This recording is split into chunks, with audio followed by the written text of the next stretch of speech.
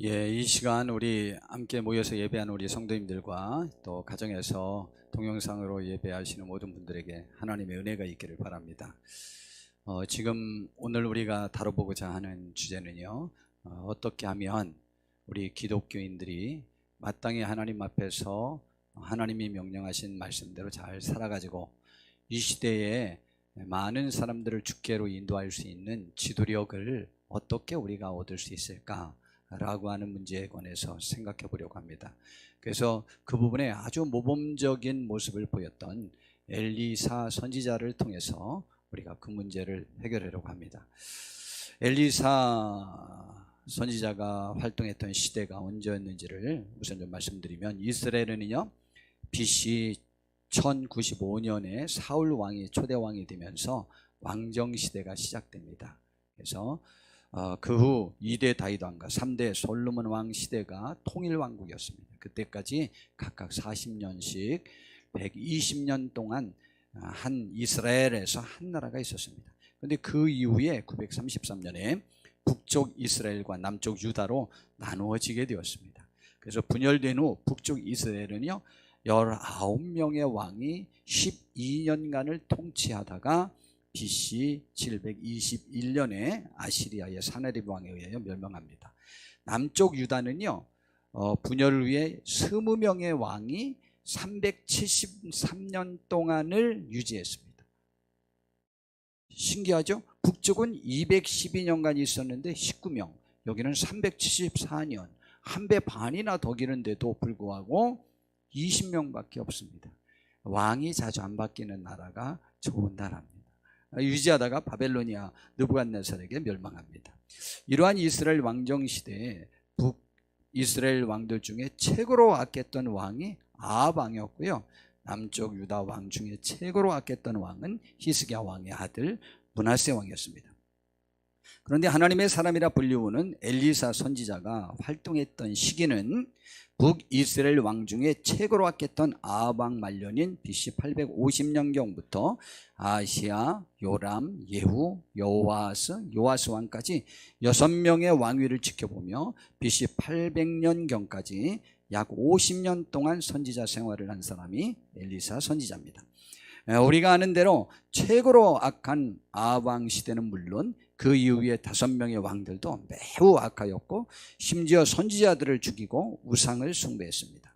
왕뿐만이 아니고 일반 백성도 여호와의 신앙을 버렸고 선지자들을 조롱하며 무시했습니다.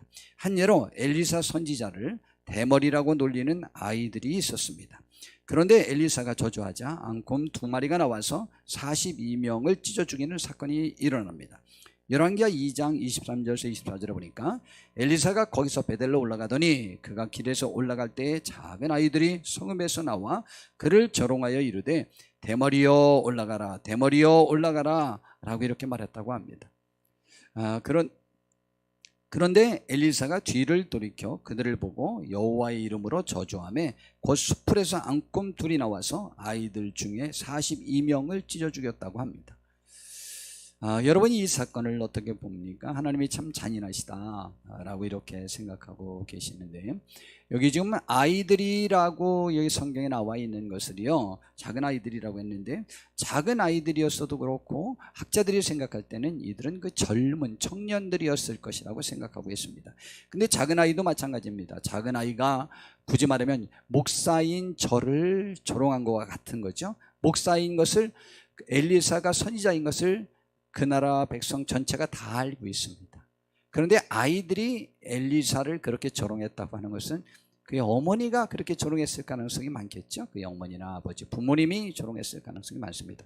아이들의 말투는 어머니의 말투를 거의 대부분 그대로 닮으니까 어머니들도 신앙이 이렇게 없었던 시대에 어머니들이, 부모님들이 그 하나님의 사람을 그렇게 조롱하고 멸시하고 무시하고 핍박했던 시대에, 뭐 선지자들을 죽일 때였으니까요, 그럴 때였습니다.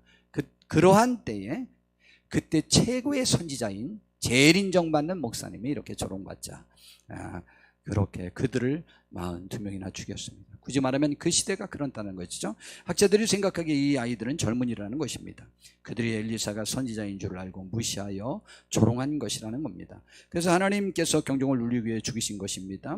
여하튼 엘리사 시대가 그랬다는 것입니다. 그러한 시대적 상황에서 엘리사는 여호와의 신앙을 회복하기 위하여 어떻게 힘썼으며 민족의 신앙의 회복을 위하여 본인과 신앙인들에게 어떠한 역량과 자세를 강조했는지를 살펴보므로 현재 대한민국에서 우리 기독교인들에 대한 사회적 반응이 비판적이며 냉소적인 현 시대적 상황 속에서 우리가 어떻게 대처해야 하나님께 영광 돌리는 삶을 살 수 있을 것인지에 대하여 살펴보려고 하는 것입니다. 첫 번째로 엘리사 선지자가 선지자로서의 자신의 사명을 감당하기 위하여 필요한 것이 자신의 스승인 불의 사자라 불리웠던 엘리야 선지자보다 영적 능력이 갑절이나 더 필요한 것이라고 인식했습니다. 그래서 엘리사는 이제 곧 하나님께서 엘리야를 죽지 않은 상태로 하늘로 불리워 가시기 직전에 스승인 엘리야의 질문을 받고는 분명한 대답을 합니다. 엘리야는요, 우리가 아는 대로 불의 사자라고 말합니다. 갈멜산에서 다른 바알신과 아세라 여신상, 목신상들을 섬기는 그러한 제사장들 750명과 대결을 했잖아요. 그래가지고 엘리야가 하늘로부터 불을 내려서 제물을 살라가지고 그 이방 제사장들을 다 죽이고 하나님께 그 백성들이 돌아오기를 힘썼던 사람이 그 엘리야입니다. 그 엘리야를 스승으로 모신 엘리사가 지금 이제 엘리야가 오늘 지금 하늘로 이렇게 하나님이 불러 올라가실 것이라는 것을 알았어요. 그래가지고 무언가 속셈이 있어가지고 엘리야를 끝까지 쫓아다니고 있는 중이었습니다. 그때 열왕기하 2장 9절에 이제 요단강을 건너가가지고 그곳에서 이제 엘리야가 하늘로 올라갈 건데 그 전에 말하는 것입니다. 엘리야가 엘리사에게 이르되 나를 내게서 데려감을 당하기 전에 내가 내게 어떻게 할지를 구하라. 소원이 뭐냐 그랬어요. 그랬더니 엘리사가 말했습니다. 당신의 성령이 하시는 역사가 갑절이나 내게 있게 하소서 그랬어요. 당신이 내가 볼 땐 최고 능력이 있는 분이다. 하나님의 능력이. 근데 저는 당신의 능력보다 2배나 더 있어야 이 시대를 내가 감당할 수 있을 것 같습니다. 그랬어요. 그랬더니 엘리야가 말합니다. 야, 너는 그거는 내가 해줄 수 있는 것이 아니다. 대신 한 가지 방법이 있어. 내가 하늘로 들어 올려가는 것을 네가 보면 돼. 여러분, 영적 현상을 볼 수 있다는 것만으로도 하나님의 능력을 힘입을 수 있는 것이라는 사실을 깨달아야 돼요. 여하튼 엘리사가 그때 그 큰 능력자인 불의 사자라 불리우는 자신의 스승 엘리야 선지자보다 성령이 하시는 역사가 갑절이나 더 있지 않으면 그 악한 시대의 사명을 감당할 수 없음을 인식해서 갑절의 영감 곧 성령의 역사를 구한 것입니다. 전 분명히 말씀드릴 수 있습니다. 제가 볼 때 현 우리나라의 기독교 곧 하나님에 대한 국민적 인식이 엘리사 시대에 못지않게 더 부정적인 우리나라의 상황입니다. 그리고 예수님을 십자가에 못 박아 죽이고 또 예수에 대하여 말하는 자는 다 가두기로 결정한 사도시대의 상황도 사실은 마찬가지입니다. 아니 어느 시대든 마찬가지인데 매 시대마다 하나님의 영광을 나타내기 위한 시대적 사명을 감당하기 위한 우리 기독교인들에게 필요한 첫 번째 요소는 언제나 성령의 능력으로 무장하는 것입니다. 성경 곳곳에 이것을 강조하는데 유다가 70년 바벨론의 포로 생활을 마치고 페르시아 시대에 고국 유대로 귀환했습니다. 돌아온 그들은 힘든 역경 속에서 무너진 성곽 재건과 성전 건축의 큰 문제 앞에서 여러 난관으로 인하여 좌절했습니다.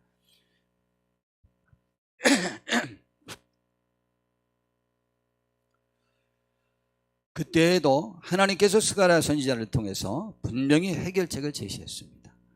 이스라엘 백성은 여러 해 동안 어려움으로 인하여 지쳐 있었고요. 사마리아라고는 북쪽 이스라엘이 방해를 했고 페르시아 황실이 성전 건축 중단 명령 등 모든 부분이 불가능해 보이는 상황이었습니다. 그때는 페르시아가 전 세계를 지배하고 있는 때에서 이 유다도 페르시아의 속국이었던 것이었습니다. 그런데 황실에서조차도 중단 명령을 내렸습니다. 그러나 하나님은 스가랴 선지자를 통하여 분명히 말씀하십니다. 스가랴 4장 6절에 그가 내게 대답하여 이르시되 여호와께서 스룹바벨에게 하신 말씀이 이러하니라. 만군의 여호와께서 말씀하시되 이는 힘으로 되지 아니하며 능력으로 되지 아니하고 오직 나의 영으로 되느니라. 아니 이것은 힘으로 북쪽 이스라엘을 물리치고 그리고 정치적으로 페르시아를 가서 어떻게 해야 되는데, 이것이 하나님께서 제시한 것은요, 하나님의 영이 너희들에게 임하면 가능하다라고 말했습니다. 결국요, 힘으로도 되지 아니하며 능력으로 되지 아니하고 오직 나의 영으로 되느니라는 말씀대로 하나님의 영의 도우심으로 성전 건축을 이루고야 맙니다. 또한 절망감에 빠져있는 사도들에게도 주님은 아주 분명하게 말씀하셨습니다. 예수님이 돌아가셨다가 부활하신 후에 40일 후에 하늘로 올라가셨거든요. 그때 마지막 그 순간에 주님의 제자들이 모였습니다. 절망에 있는 그들에게 주님이 사도행전 1장 4절에서 5절에 말씀하시기를 사도와 함께 모이사 그들에게 분부하여 이르시되 예루살렘을 떠나지 말고 내게서 들은 바 아버지께서 약속하신 것을 기다리라. 참 신기하죠. 그 예루살렘 성은 공포의 성이요, 예수님 믿는 사람을 잡아 죽이려고 하는 것이요, 예수님을 믿는다는 신앙을 공식적으로 고백을 했다가는 자기가 의원이었어도 그곳에서 추리를 당하고 쫓겨나는 그러한 시대에 살고 있었습니다. 그런데 그 예루살렘 성을 떠나지 말래요. 그래 왜 그러냐 했더니 요한은 물로 세례를 베풀었으나 너희는 몇 날이 못되어 성령으로 세례를 받으리라 했습니다. 성령 받기 위해서 그랬습니다. 여러분, 하나님의 능력을 힘입기 위해서는요, 필요한 장소가 있습니다. 물론 아무 곳에서나 받을 수 있습니다. 그러나 주님이 예루살렘 혹은 갈릴리, 성전 이렇게 명령을 하면 그곳에서 모여야만 하는 것입니다. 우리가 많은 경우 모여서 함께 기도할 때 성령을 받는 것과 같은 것입니다. 그리고 사도행전 1장 8절에 보니까 성령이 임하면 일어나는 현상에 관해서 말하고 있는데, 오직 성령이 너희에게 임하시면 너희가 권능을 받고 예루살렘과 온 유대와 사마리아와 땅끝까지 이르러 내 증인이 될 것이라고 했습니다. 여러분, 주의 일을 감당하는 데 있어서 가장 강력한 힘은 성령의 힘이라는 사실을 우리는 분명히 알아야만 합니다. 이 성령으로 충만해지는 일이 우선 첫 번째라고 하는 것이죠.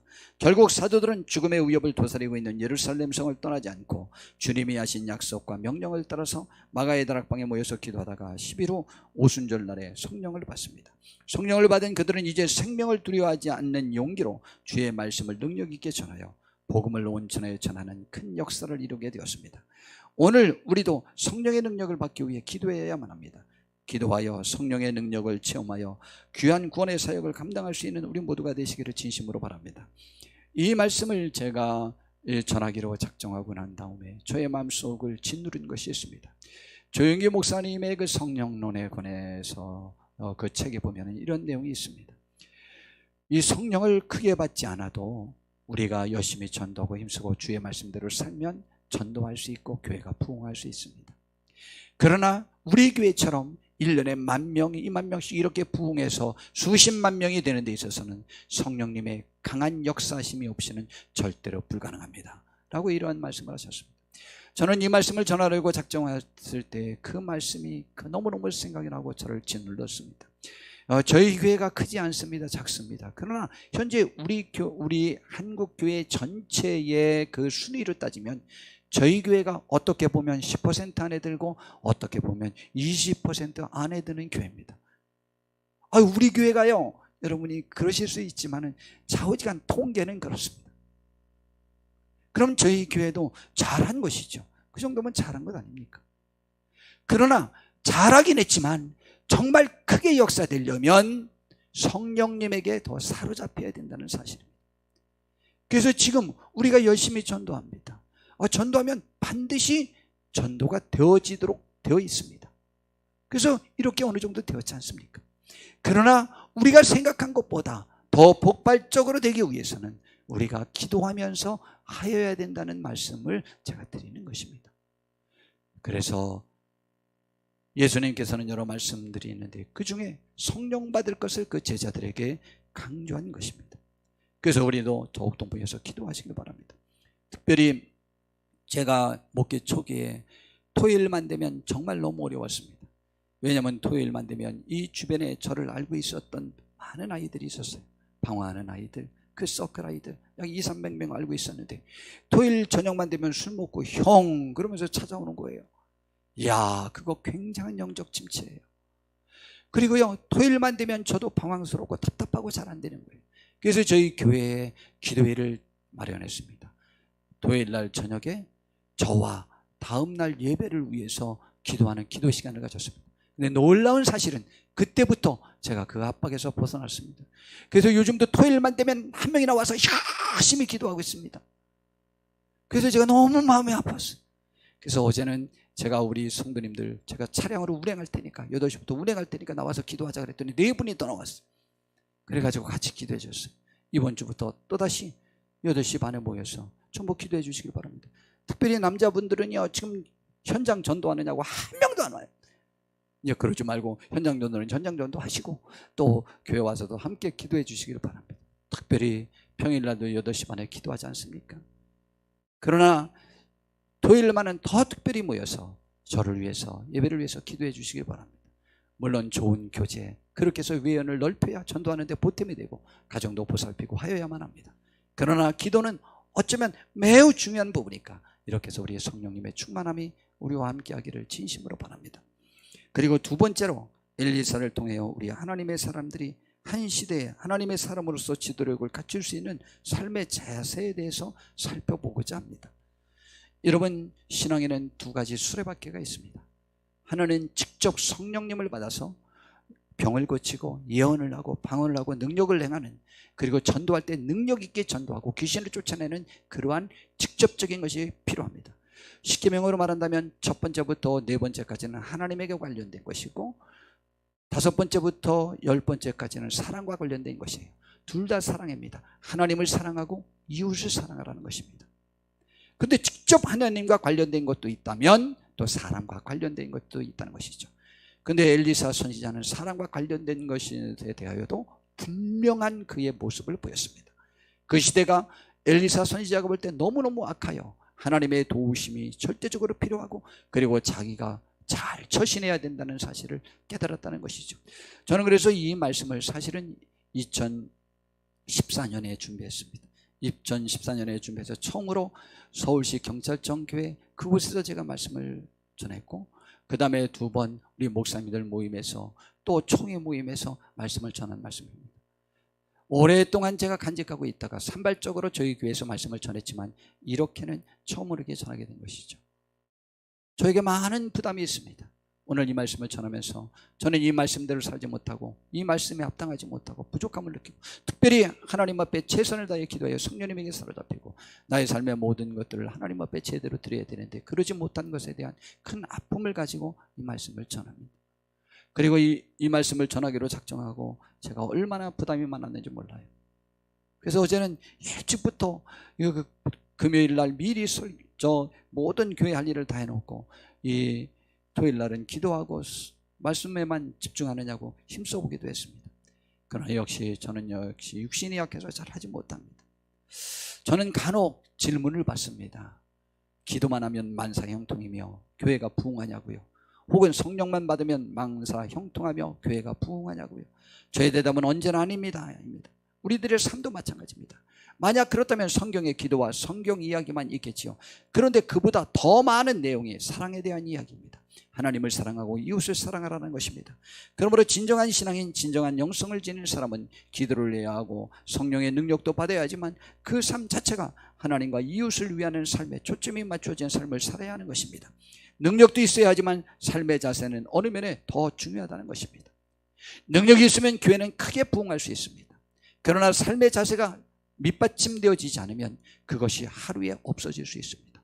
삶의 밑받침만 되어지면 교회는 정상적으로 조금씩은 부흥할 수 있습니다. 그러나 폭발적으로는 부흥할 수 없습니다. 그러나 무너지진 않습니다. 그러나 어떤 능력이 크지만 그의 자세가 정확히 하나님 앞에 성결하게 드려지지 아니하면 한 번에 무너질 수 있는 것이죠. 그러므로 이 두 가지는 매우 중요한 것입니다. 예를 들어보면 한 시대의 선지자 중에 가장 하나님과 크게 교통했던 선지자였던 발람 선지자는요, 예언도 했고 하나님과 그렇게도 잘 대화하며 소통했습니다. 그런데 그는 가장 저주받은 선지자로 이름을 남겼습니다. 발람에 대하여 성경은 이렇게 정의합니다. 베드로서 2장 15절에서 16절에 보니까 그들이 바른 길을 떠나 미혹되어 부올의 아들의 발람의 길을 따르는도다. 굳이 말하면 이스라엘 백성들이 잘못된 길을 떠날 때 그들을 정의하기를 발람의 어그러진 길을 따랐다는 거죠. 그는 불의의 삭슬 사랑하다가 자기의 불법으로 말미암아 책망을 받되 말하지 못하는 나귀의 사람의 나귀가 사람의 소리로 말하여 이 선지자의 미친 행동을 저지하였느니라. 미친 행동을 했다고 그랬어요. 발람 선지자는요, 하나님에게 지금 하나님과 대화해요. 대화하면서 가요. 하나님 나 갈까요 말까요? 근데 하나님이 가지 말래요. 근데 끝까지 가야 돼요 말아야 돼요 물어보요. 하나님과 대화하면서 하나님이 가지 말라는 그 길로 가고 있어요. 그리고 이스라엘 백성들 잘못 듣는 길로 인도했고요. 나중에 비참하게 죽었고요. 성경에서 선지자 중에 제일 저주받은 선지자로 이렇게 이름을 올렸습니다. 유다서 1장 11절에도 화 있을진저 이 사람들이요 정말 벌받을 사람들에 대해서 말하기를 가인의 길에 행하였으며 삭슬을 위하여 발람의 어그러진 길로 몰려갔으며 고라의 폐역을 따라 멸망을 받았도다. 아주 저주받은 세 사람을 말하잖아요. 가인, 발람, 고라. 선지자 중에는 발람만 들어갑니다. 그러므로 예언과 능력 아무리 있어도 그것이 아무 소용이 없을 수도 있다는 거예요. 하나님의 뜻을 따르고자 하는 근본적인 마음의 발로로 행하지 아니한다면 말입니다. 사울왕도 예언을 했습니다. 그러나 그는 진정한 하나님의 사람이 아니었습니다. 우리는 우리가 예언을 하든 못하든 능력을 행하든 못하든지 아무 상관이 없습니다. 오직 주의 뜻을 따라 행하고자 하는 마음의 자세와 그에 따른 행위의 열매가 필요합니다. 그래서 이에 대하여 주님과 바울 사도는 분명히 우리에게 말씀하고 계시는 것입니다. 주님은요, 그가 처음에 부름받을 때 성령님을 받았습니다. 근데 성령님이 광야로 그를 인도해서 사탄에게서 유혹을 받아서 그것을 이기게 만드는데요, 사탄의 유혹은요, 너의 능력을 사람들 앞에 기적을 보이라는 거예요.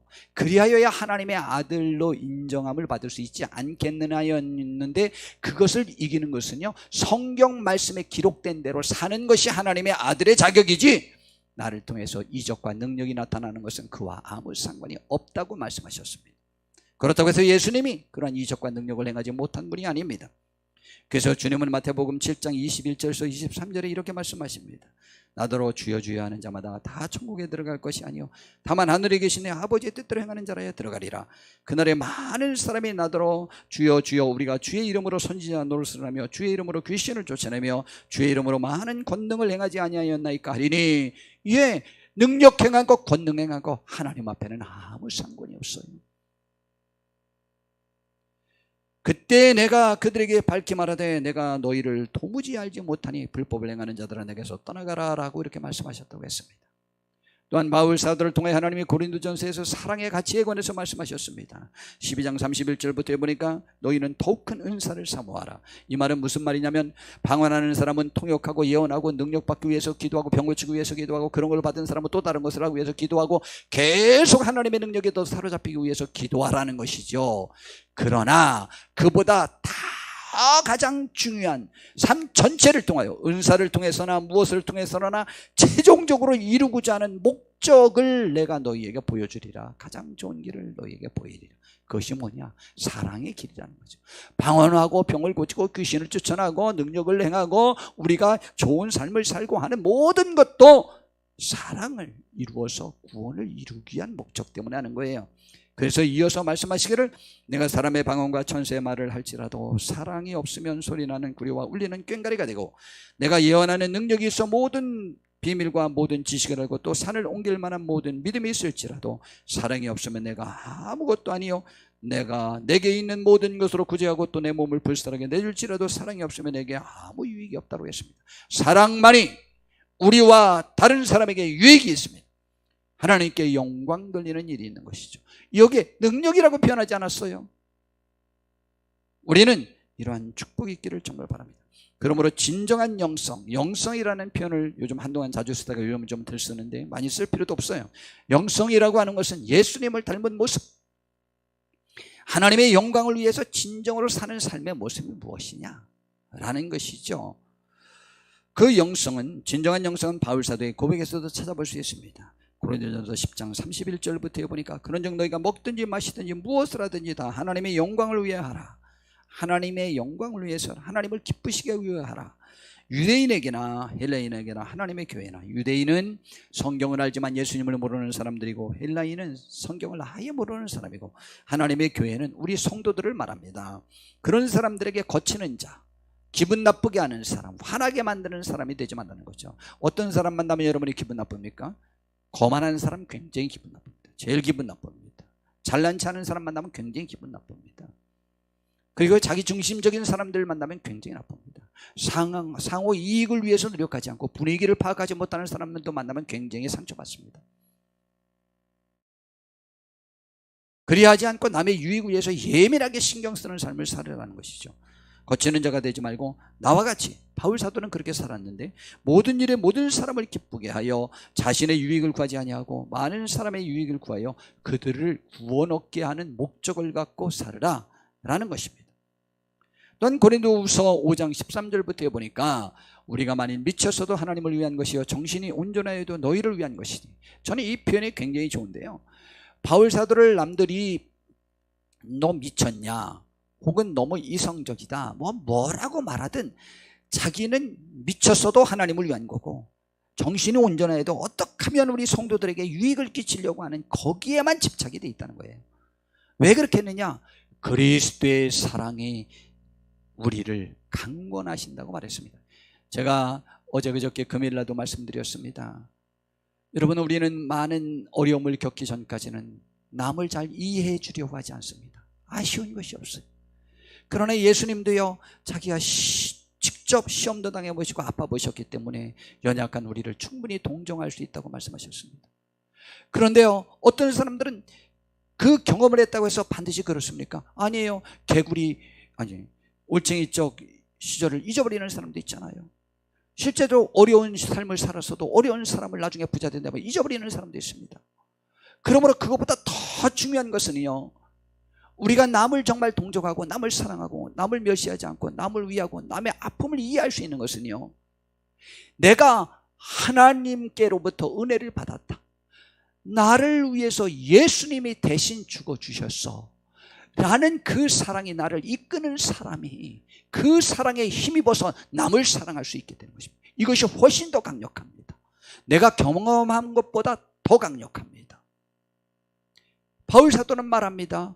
그리스도의 사랑이 우리를 이끌고 있지 않느냐. 그러니까 우리가 생각하건대 한 사람이 모든 사람을 대신하여 죽었은즉 모든 사람이 죽은 것이로다 그래요. 우리는 이 사랑에 힘입은 사람처럼 살아야 된다라고 하는 그런 말씀입니다. 그러니까 우리는 기도하여 성령 충만 받고 또 그 위에 그리스도의 성품을 지녀야만 하는 것입니다. 기독교적 지도력에 큰 힘을 잃고 있는 이 시대에 그에 대한 가장 좋은 해결책을 역시 엘리사에게서 찾아보고자 하는 것입니다. 아까 첫 번째는 성령의 능력을 더 받아야 되겠다고 하는 것이 첫 번째예요. 두 번째, 엘리사가 하나님의 사람으로서 취한 그 당당함과 섬김의 자세를 오늘 살펴보면서 그것을 갖추어 그 시대의 사명을 잘 감당한 사실을 살펴보며 우리가 어떻게 해야 이 시대의 기독교적 지도력을 다시 찾을 수 있을지를 살펴보고자 하는 것입니다.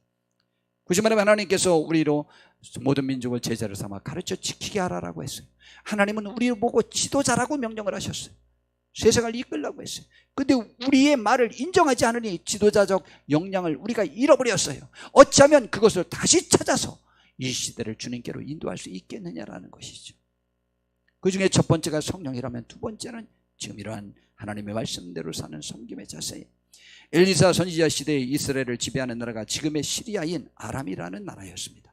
그런데 아람의 군총사령관이자 그 나라의 2인자인 군대장관 나아만이라는 사람이 나병에 걸렸습니다.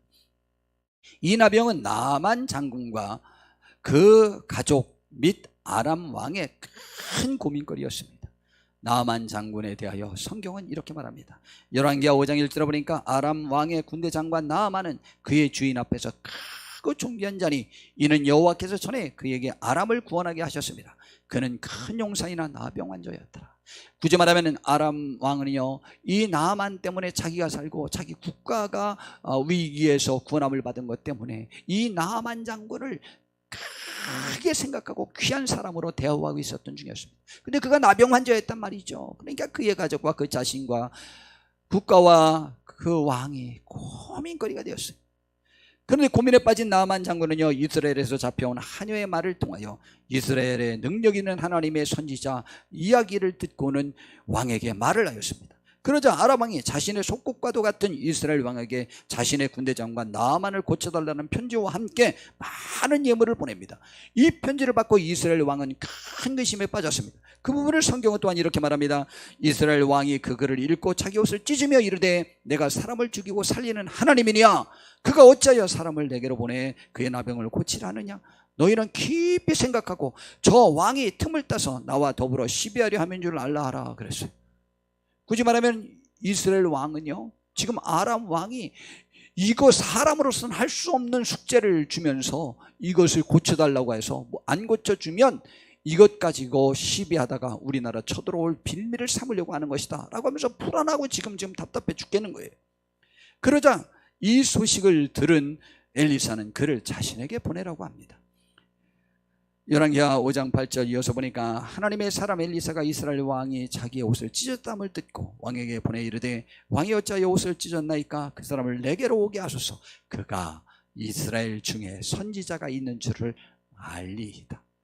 엘리사 선지자는요, 이런 일이 있을 것을 알고 있고 대비했을 것이 분명합니다. 왜냐하면 엘리사 선지자는요, 아람이 쳐들어올 때마다 그 쳐들어오는 진로와 모든 것들을 다 알고 있으면서 계속 이스라엘 왕에게 말해가지고 아람이 실패했었거든요. 그러니까 분명히 이런 일이 있을 것 알고 있었을 것입니다. 이런 이스라엘 나라에 하나님의 사람이 있다는 것을 알게 하려고 그를 우리에게 보낸 거니까 염려하지 말고 임금님이시여 저에게 그냥 보내세요. 이제 나만 장군이 엘리사의 집으로 왔습니다. 그래서요, 그때의 상황을 이렇게 말합니다. 너무 멋있습니다. 열왕기하 5장 역시 9절 이하로 계속 또 보겠습니다. 나아만이 이에 말들과 병거들을 거느리고 이르러 엘리사의 집 문에 서니까 엘리사가 자기가 나간 게 아니고 사자를 보내요. 게하시라고 하는 자기 시종이 있었어요. 사자를 보내요. 그에게 보내 이르되 너는 가서 요단강에 몸을 7번 씻으라. 그리하면 네 살이 회복되어 깨끗하게 될 것이라고 우리 주인 선생님 엘리사 선지자가 저를 보내서 말씀하셨습니다. 아니 그 집 앞까지 왔는데 이 나아만 장군이요 노하여 물러가며 이르되 내 생각에는 그가 내게로 나와 서서 그의 하나님 여호와의 이름을 부르고 그의 손을 그 부위에 흔들어 나병을 고칠까 하였도다.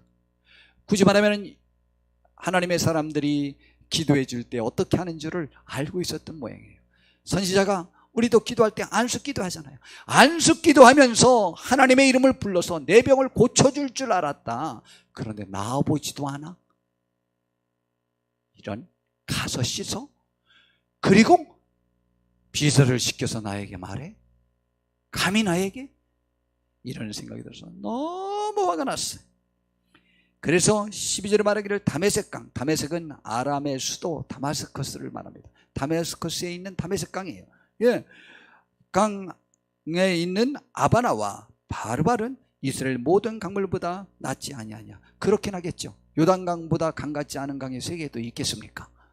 예, 요단강은 강도 아니에요. 우리나라 편에서 볼 때도 냇가 같은 곳이랍니다. 전 못 가봤어요. 근데 다 글이 그렇게 나와 있더라고요. 예, 그런데 훨씬 우리나라에 있는 게 낫지 않냐? 그러면 내가 거기서 몸을 씻으면 깨끗하게 되지 아니하랴 하고 몸을 놀려 분노하며 떠나갔습니다. 여러분, 왜 하나님이 이런 명령을 나아만에게 말했을까요? 하나님의 명령은요, 간혹은 겸손을 요구할 때가 있고 순종을 요구할 때가 있고 그 표로 콕 집은 어떤 지역과 어떤 일을 명령할 때가 있습니다. 제가 자주 말씀드리지만 주님의 제자들에게 갈릴리에서 만나자고 그랬잖아요. 왜 꼭 갈릴리예요? 그리고 또 예루살렘 성을 떠나지 말라요. 왜 또 꼭 예루살렘이에요? 성경은 성전에 모여서 기도하기를 힘쓰라고 했습니다. 그리고 교제하라고 했어요. 우리는 그렇게 하셔야만 합니다. 가정에서도 예배 드릴 수 있어요. 그러나 성경 어느 곳에도 그것을 권장하지는 않았습니다. 어쩔 수 없는 상황에서 가정에서 예배 드리는 것이 예배 드리지 않는 것보다야 100배 낫겠지요만은, 그러나 더 100배 더 1000배 나은 10,000배 나은 것은 모여 기도하며 교제하고 헌신하고 전도하고 우리 서로를 돌아보는 일들이 교회에서 일어나야만 하는 것입니다. 그래서 지금 그 순종을, 그의 겸손을 그에게 요구한 것입니다. 그래서 화면 안에서 갔습니다. 근데 13절의 말씀이 저에게는 굉장히 또 역시 감동을 줍니다. 이 아람에서 두 번째입니다. 왕 다음의 사람입니다. 그런데 그 부하들이요, 그에게 권할 수 있습니다. 여러분, 권하는 건 아무나 권하는 게 아니에요. 권했다가 잘못하면 목이 그냥 날아갈 수도 있는데, 그런 사람이었다면 권하지 않았을 거예요. 근데 그의 부하들이 그에게 권하는 것 보니까 나만이라는 사람이 용맹스럽기만 한 것이 아니고 인품도 훌륭했을 것 같아요. 그러나 인품이 훌륭해도 사실은 이런 대우 받으면 좀 속상할 것 같기는 합니다. 그런데 그 종들이 나와서 말했습니다. 내 아버지요, 선지자가 당신에게 큰 일을 행하라 하였더라면 행하지 아니하였으리까? 더 어려운 건 요구했으면, 더 큰 돈을 요구했더라면 안 했겠습니까? 했을 겁니다. 근데 하물며 그것도 아니고 당신에게 가서 씻어서 깨끗하게 된다는데 그것까지 못하겠습니까? 그것이야 못할 이유가 무엇입니까? 한번 가서 씻어 봅시다. 야, 참 진짜 이 부하들 참 훌륭하고요. 아, 저는 이 장군 대단합니다. 나만 장군, 하나님이 참 이렇게 한 시대에 쓸만합니다. 그렇게 합니다. 그랬더니요, 나만이 이에 내려가서 하나님의 사람의 말대로 요단강에 7번 몸을 잠그니 그의 살이 어린 나이의 살같이 회복되어 깨끗하게 되었다고 그랬습니다. 어떻게 생각하십니까? 우리나라로 치면 옛 중국의 이인자가 황제의 서신을 갖고 우리나라에 왔습니다. 그런데 우리가 하나님의 사람이라면 이렇게 당당할 수 있을까요? 결국 결과는 어땠을까요? 나만이 다시 엘리사 선지자에게로 돌아왔습니다. 그리고는 말합니다. 나만이 모든 군대와 함께 하나님의 사람에게로 돌아와서 그의 앞에 서서 이르되, 내가 이제는 엘리사가 나가졌어요. 이제 이스라엘 외에는 온 천하에 신이 없는 줄을 아나이다. 청하건대 당신의 종에게서 예물을 받았소. 이제 저는 우리나라에도 신이 있고 이 나라에도 신이 있고, 우리나라에서 섬기는 신도 신이고 이 나라에서 섬기는 신도 신인 줄 알았는데, 온 천하에 살아계시고 역사하시는 신은 이스라엘 나라에 있는 여호와 하나님 한 분뿐인 걸 내가 알았습니다. 너무 감사하니 제 예물을 꼭 받아주십시오.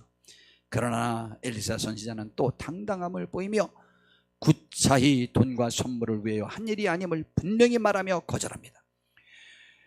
이르되 내가 섬기는 여호와께서 살아계심을 두고 맹세하노니 내가 그 앞에서 받지 아니하리라 하였더라. 나만이 받으라 권하되 그가 거절하니라.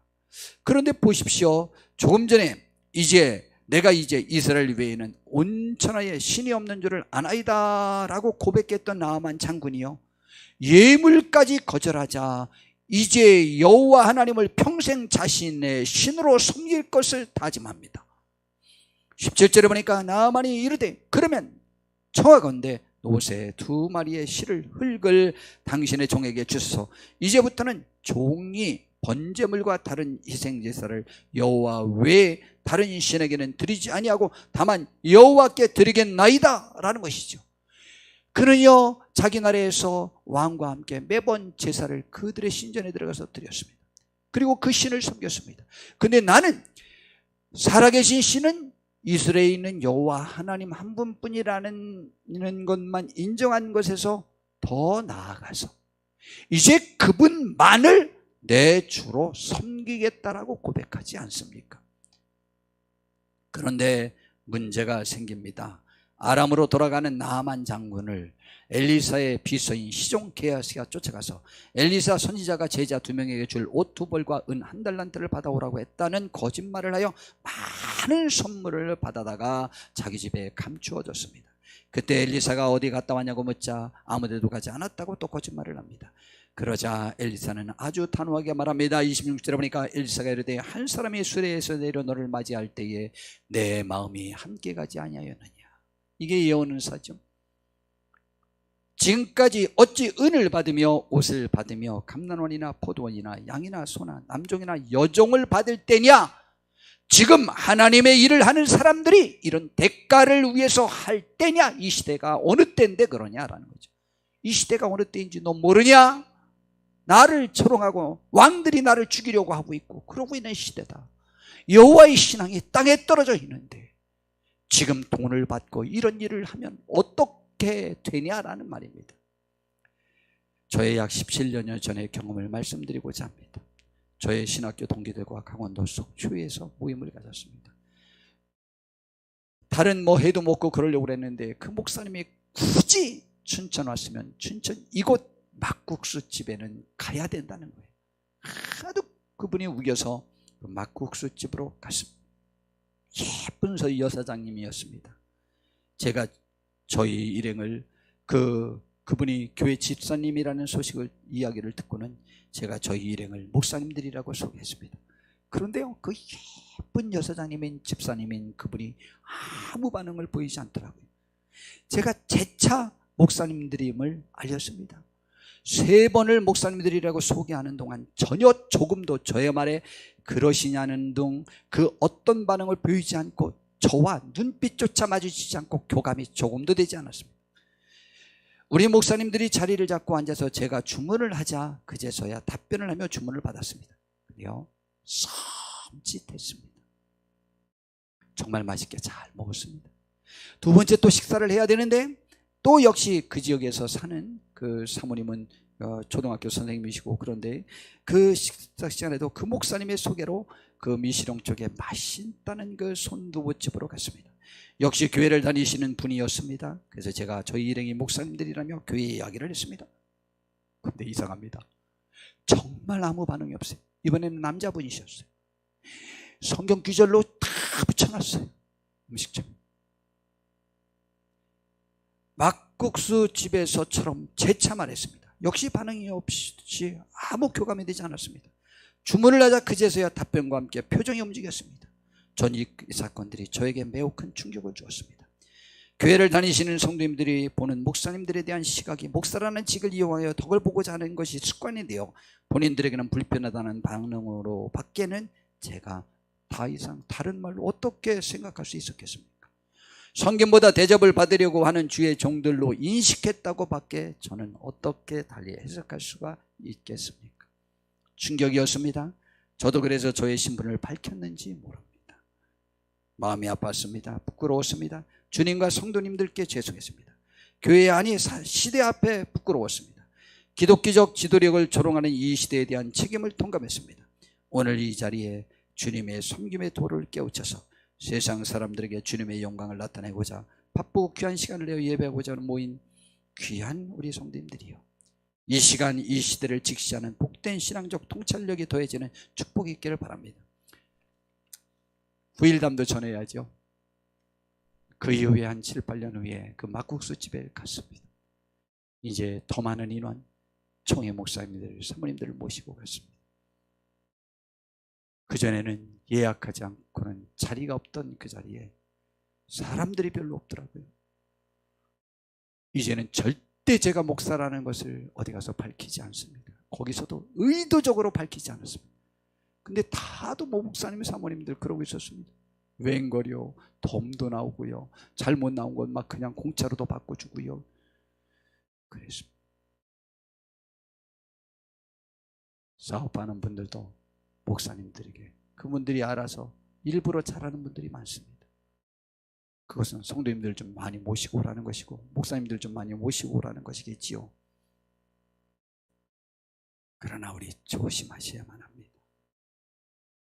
엘리사 선지자가 나아만 장군의 선물을 거절할 때에 그는 분명한 말로 그가 왜 그렇게 하는지 표현을 했습니다. 16절에 보니까 내가 섬기는 여호와께서 살아 계심을 두고 맹세하노니 내가 그 앞에서 받지 아니하리라 하였더라. 나아만이 받으라 강권하되 그가 거절했다고 그랬어요. 엘리사 선지자는 모든 삶을 하나님이 보고 계신다는 인식을 갖고 살았습니다. 그리고 하나님 앞에 행하는 것처럼 행했습니다. 앞에서 행하는 것처럼 행했어요. 정준호 목사님이라는 분이 그의 열왕기하 주석에서 이 부분을 이렇게 해석합니다. 군대 장관이며 부자인 나아만으로부터 그 신분에 어울리는 담례를 받는 것은 하등 거리낄 것이 없는 일이었지만 나아만을 하나님에게 좀 더 가까이 인도하기 위해서 당연히 받을 수 있는 것을 엘리사는 과감히 거절한 것이다. 한 생명을 살리고자 할 때 그 생명이 부자이든 가난한 사람이든 세력가이든 약자이든 상관없이 그 생명을 구원할 수 있는 가장 효과적인 방법을 모두 동원해야 하는 것이 마땅한 신앙인의 자세라고 하는 것이죠. 엘리사 선지자가 게하시에게 한 말을 다시 봅시다. 26절에 있는 말씀이죠.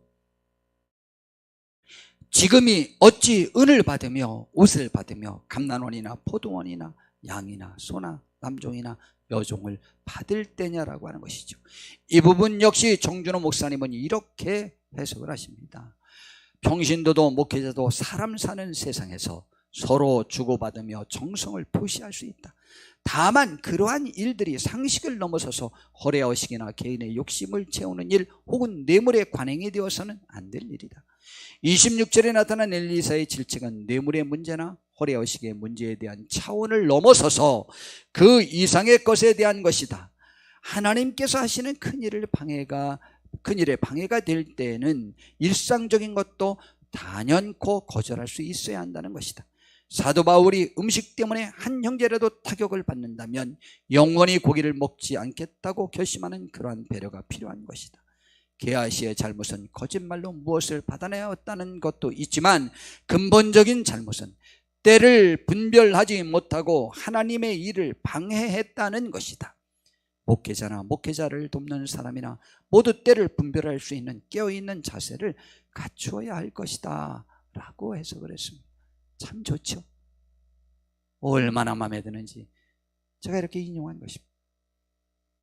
이제 말씀을 마무리할까 합니다. 이 시대의 기독교적 리더십을 회복하여 다시 우리 국민들의 마음을 주께로 돌이키려면 먼저 믿은 우리가 더욱 주의 말씀에 집중하여 실천해야 된다고 생각합니다. 그 첫 번째가 성령으로 충만하여 주의 능력을 받는 것입니다. 이것은 정말 중요합니다. 정말 중요합니다. 우리 기도하기를 힘써 봅시다.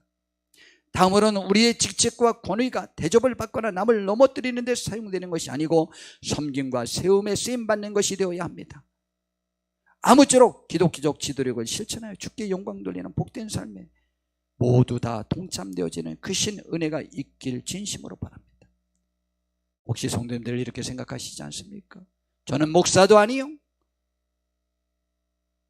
또한 어떤 큰 직책을 받는 사람도 아니요, 사회적 지위도 높은 사람도 아니요, 우리는 평시민이고 평시민 중에도 덮어잘 것 없는 사람들입니다 라고 말씀하실 수 있습니다. 우리 교인들이 대부분 그러하니까요. 그러나 성도 여러분, 남을 골탕 먹이고 남을 괴롭히고 남을 쓰러뜨리는 데에는 모든 사람이 자기의 위치에서 충분히 할 수 있습니다. 여러분 아버지를, 부모님을 돌아버리게 만들고 미쳐버리게 만들고 화가 나게 만들고 정상적이지 못하게 만들 수 있는 것은요, 가장 영향이 없는 자식 하나가 아버지를, 어머니를 놀리고 조롱하고 그에게 함부로 하면 그렇게 됩니다. 여러분 가장 말단이 가장 높은 사람에게 함부로 하면은요, 회사 완전히 무너질 수도 있습니다.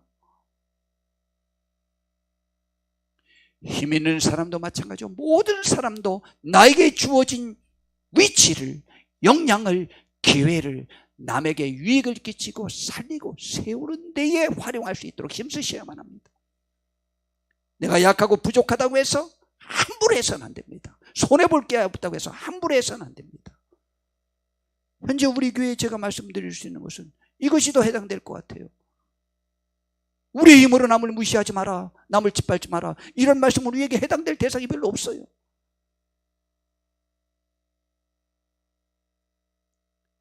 우리는 섬김의 자세가 있어야만 합니다. 성령으로 충만해서 나 때문에 나가 남이 세움을 받아야만 합니다.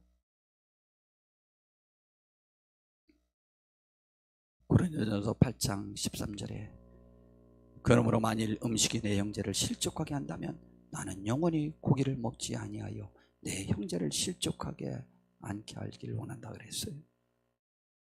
저는 이 말씀을 전할 때 항상 임상순 선교사님을 제가 말씀드리잖아요. 그분이 인도의 선교사님이에요. 그런데요, 그분이 우리나라에 오셔서도 소고기를 드시지 않아요. 그분이 소고기를 못 드시는 분이 아니에요.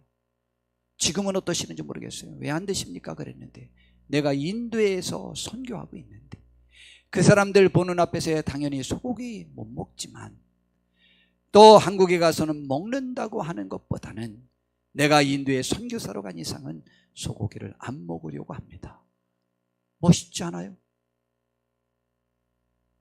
저는 한우물을 파는 형이에요. 그게 꼭 좋은 건 아니래요. 그러나요, 저는요 한 번 관계된 사람에게 헤어짐이 없습니다. 끝까지 그에게 정성을 다합니다. 이 목사님은 선택된 목사님이죠. 특별히 제 마음에 들어서 계속 관계하는 것입니다. 저희 신학교 2년 후배지만 너무 훌륭하지 않아요? 졸업하면서 지금까지 저와 관련되어 있습니다. 우리 교단을 떠나셨어요. 그래도 상관없습니다. 고기를 안 먹어요. 남을 위해서 그 맛있는 고기를 일주일 동안, 저가 채소 그렇게 좋아하는데 채소 일주일 동안 먹었더니 속이 이상해지더라고. 삼겹살이 생각이 나더라고. 삼겹살 2번만 먹으면 또 채소가 생각이 나지만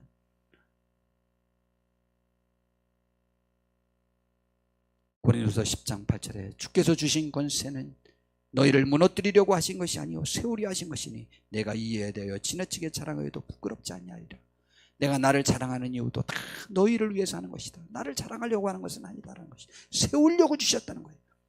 고린도서 13장 10절에 그러므로 내가 떠나 있을 때 이렇게 쓰는 것은 대면할 때 주께서 너희를 넘어뜨리려 하지 않고 세우려 하여 내게 주신 그 권한을 따라 엄하지 않게 하려 함이라. 고린도 교회가 너무 잘못했거든요. 근데 그 책망을 편지를 써서 먼저 했어요. 이유는 내가 대면해서 너무 많이 야단쳐서 너희들이 상처받을까 봐서 미리 편지로 먼저 한 것이라는 거죠. 이런 배려, 어떤 완충 작업을 갖고 있는 거죠. 화를 막 폭발하지 않을 것들을 계획하는 거예요. 마태복음 20장 28절에 주님이 말씀하셨습니다. 인자가 온 것은 섬김을 받으려 함이 아니라 도리어 섬기려 하고 자기 목숨을 많은 사람의 대속물로 주려 함이라고 했습니다. 우리는 대접받으려고 이 세상에 온 것이 아니고 내가 남을 섬겨서 그들을 위해서 대신 죽어주기까지라도 해서라도 그들의 영혼을 구원하는 데 힘쓰라고 하는 것입니다. 지금 대한민국의 사회적 상황이 교회, 성경의 가르침, 또한 교회와 관련된 우리 신앙인들에 대하여 그렇게 고운 좋은 인상으로 보지 않습니다. 조롱하고 멸시하고 무시하는 시대에 살고 있습니다. 여러 사조와 여러 이념들이 교회를 대적하고 있습니다. 우리의 물질적 풍요로움이 교회를 필요로 하지 않고 있습니다. 우리의 좋은 문화의탁들이 교회보다 다른 것들의 가치를 더 부여하게 만듭니다. 자녀에게 집중하고 우리들의 가정에 집중하고 나 자신의 삶에 집중하도록 만듭니다. 그러면서 교회는 점점 인정하지 못하는 시대에 살고 있습니다. 이때 기독교적 신앙의 가치를 이 세상에 알릴 수 있는 것은 우리가 성령으로 재충만하여야 하고 이러한 섬김의 자세와 당당함을 지닐 때 우리가 그들로 하여금 하나님과 교회에 대해서 다시 새로운 시각을 갖게 할 수 있는데 쓰임받을 수 있지 않겠습니까? 제가 많이 부족하고 우리 모두 많이 부족하고 한국교회가 많이 부족하다. 다시 한번 이 말씀대로 돌이킬 수 있는 우리가 되어지길 바라고, 이 말씀을 준비하면서 제 마음속에 너무 많은 부담이 있었습니다. 다시 전하려고 생각했을 때 부담이 많았습니다. 다시 기도해야 되겠고 다시 절제해야 되겠고 다시 섬겨야 됩니다. 우리 함께 그리하여 하나님께 영광 돌리는 데 쓰임받는 우리 모두가 될 수 있는다면 이것처럼 복된 일이 어디 있겠습니까? 우리 대한민국이 교회를 칭찬하고 교회를 부러워하고 교회에 그들이 몰려오는 축복된 날을 바라보면서 우리가 지금 연약하지만 다시 한번 힘써봅시다. 기도하겠습니다. 하나님, 연약한 우리를 붙잡아 주시옵소서.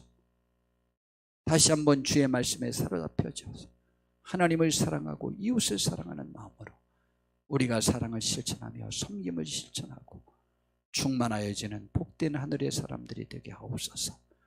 예수님의 이름으로 기도드렸습니다.